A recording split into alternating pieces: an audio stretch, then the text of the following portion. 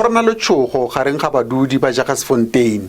Badudi ga ba dudišiega morago ga gore letamo la moepo le phulege. Ke tiragalo ya bobedi kgweding ye ka toropong yeo e sepirišago moepo.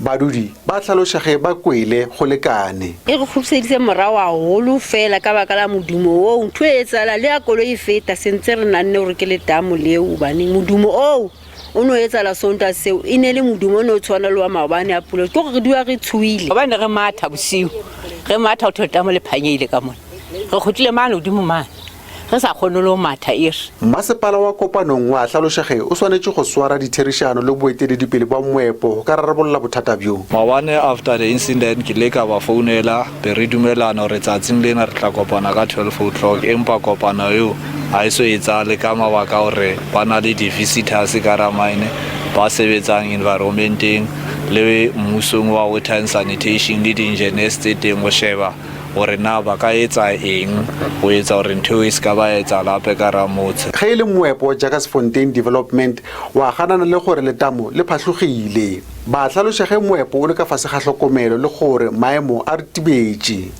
Ke Ishmael Modiba ka Jagersfontein.